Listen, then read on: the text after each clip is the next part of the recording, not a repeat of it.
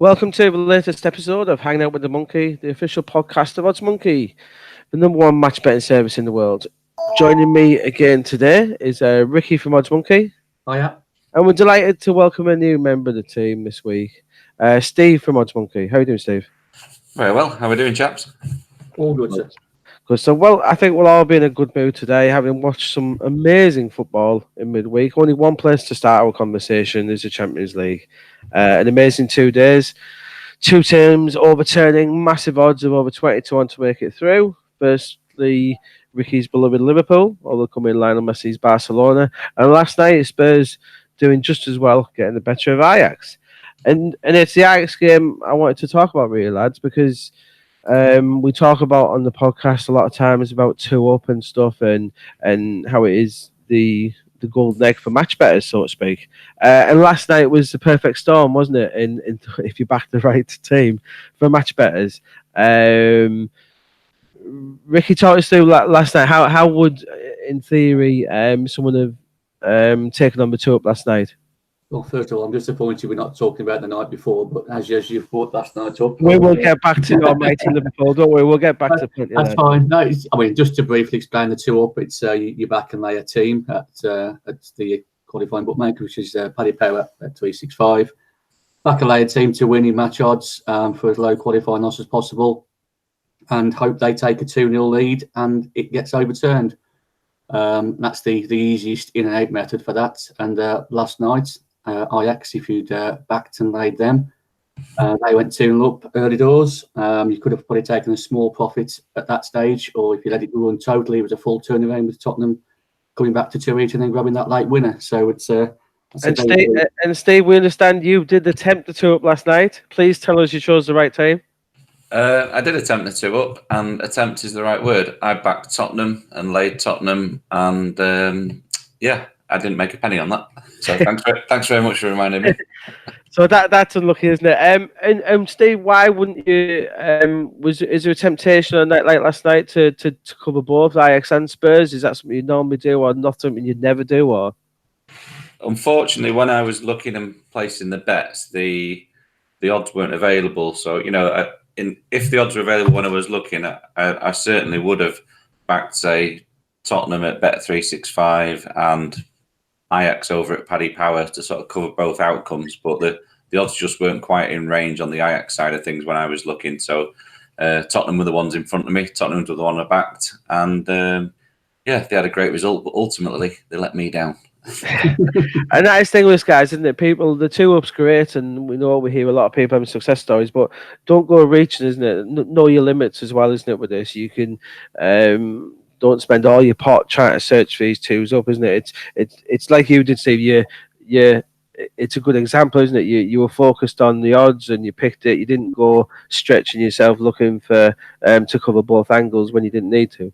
Yeah, absolutely. I mean, all of the match betting things that we do or people do, it's all about minimizing your risk while trying to maximize your profits. So when you're looking for 2-ups, when I'm using the odds matcher and using the filters on there, you can keep them really tight. I mean, I go for a minimum of 96%, but quite a lot of people, to keep it even tighter, 97% and above, will just sort of give you a better either strike rate and return versus the risk of your money. So that's the only thing I'm focused on. I don't necessarily care about who it is I'm placing the bet on. It's about whether they're within the right sort of safe parameters for the type of bet that I'm doing.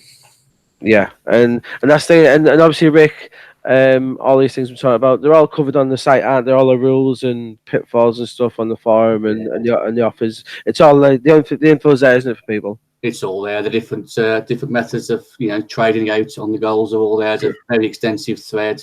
And so all the staff are very well to answer any questions that people have got. Yeah, but we're all here to help, and there's a very lengthy thread discussing the 2-up, particularly on different methods, different ranges, different risk profiles, etc. So yeah, it's all there. And obviously, guys, so that's the Champions League covered, some great 2-up advice, but let's look at the weekend action. You're both going into the weekend a little bit nervy because we'll let all the listeners know we've got Steve, Man City fan, Ricky, Liverpool, both going head-to-head this weekend. And Steve, you can't really be nervous going to weekend. City at 1 to 10. You'll be putting all your profits into City win the title this weekend, are you? I will not be touching anything to do with any football this weekend. And for the past 3 weeks, I've been dreading every single game as it's come around. I was there on Monday night, and yeah, the goal was great, celebrations were great, but then the rest of the game was horrendous.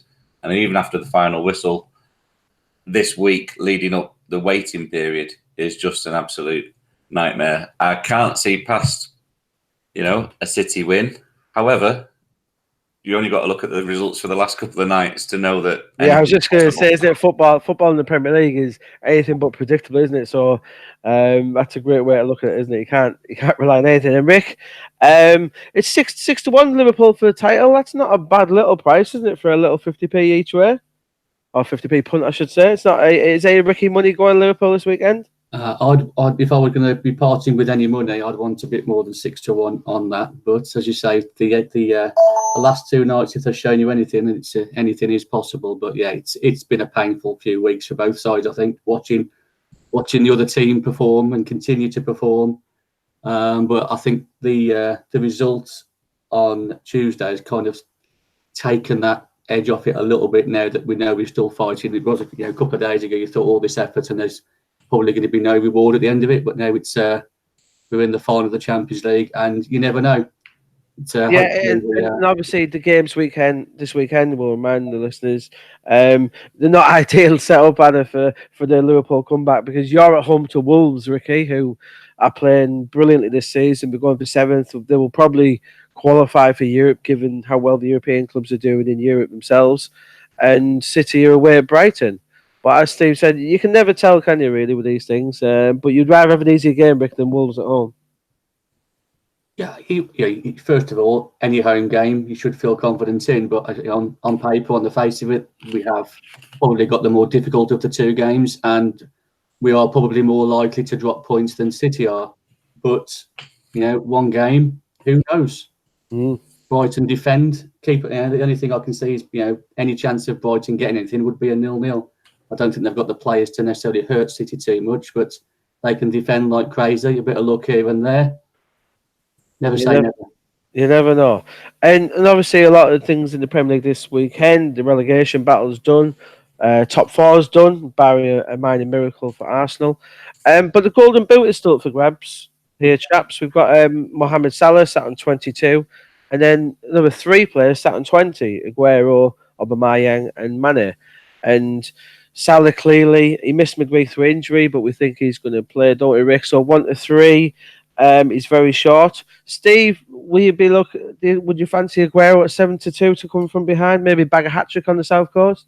I would love it if he did, because I had him at the pre-season at 8 to 1. So, please do, Sergio. However, I did also have a touch on Salah as well, so I'm not too overly stressed about it. But to be honest, I think Salah's probably got it in the bag, because if he does come back, there's always a chance he's going to, add another 1, let's say, in there. And if he does, he's pretty much home and hosed, I think, with that. So I think Salah's got the boot for my money. I reckon don't see anyone past him. I think Aubameyang, you can still get 14 to 1 on him. He's only 2 behind. Arsenal got a Burnley. It's an interesting price, that one. It is. I tipped Aubameyang at the start of the season, thought he was value. So it's proven that way in a sense. But at this stage now, I think Arsenal need to be totally focused on this evening with the Europa League. And I think that's going to probably take a bit of the edge now off the league. And he's going to need at least a hat-trick, I think, to take it. So, yeah, I don't think there's much value left in that market at the minute now. No. And obviously Europa League, we'll touch on it briefly, chaps. We've got Chelsea at home to Eintracht Frankfurt tonight, 1-1. Arsenal got Valencia. Do we all think we're going to see another all-English final? Nice. Yeah, I think we will. Yeah, I think it's. I can't see past Chelsea getting through. The only doubt really is that Arsenal don't travel well, but they do have a fairly commanding lead from the first leg. However, they really don't travel well, so it's not beyond the realms of possibility for them to lose 2-0 and go out on away goals. Totally agree with that. Yeah, I did say Ricky pretty sure that I thought Arsenal were the dodgy ones of the two. Ricky, you think they'll both be through? I think it's the favourite outcome or the favourite scenario out the two legs. But if you say, I do think out of the two English teams, Arsenal are the more doubtful one of the two. It'll be interesting, isn't it? Almost ironic, the year of Brexit, and we see 4 European finalists who are English. So let's see how it goes. So away from football, let's take a quick turn to golf. We have the USPGA starting next week, the second major, in its new slot of May. So we now get 4 golfing majors in the next 4 months, which is great for me. I'm as a golf lover, and great for many golf fans. Having come off the back of a Masters win, Tiger Woods is no surprise. He's firm favourite to win at Bethpage Black. And yeah, he's got a great record there as well. And let's look at the offers here, guys. Ricky, we haven't seen too many offers come through yet. We see Skybet, etc., playing 10 places and a few others. Would you expect to see a few more come through, especially with Tiger being so heavily mentioned? I would hope so over the next few days in the build-up to the tournament. As you say, at the minute, Skybet have going 10 places, so hopefully that will throw up a few low-risk, extra plays possibilities.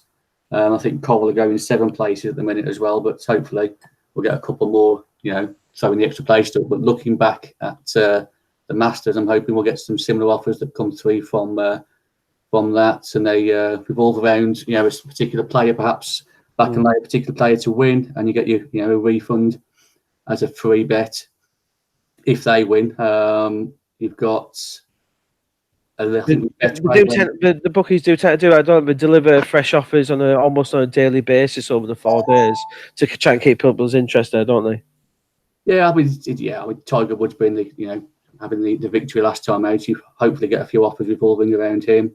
And Betway had a decent offer last time, I think, as well, where if you were leading at the end of round 1, 2, or 3, you get paid out as a winner.